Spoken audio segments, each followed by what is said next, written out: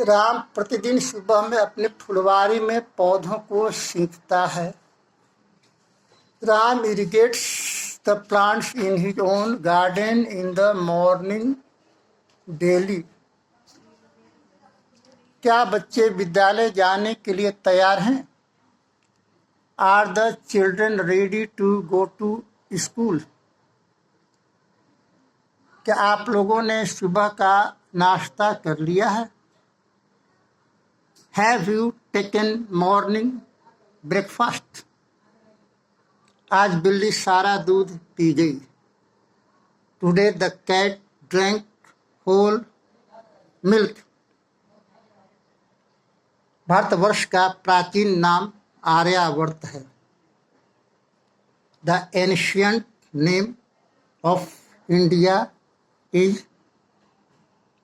Aryavart.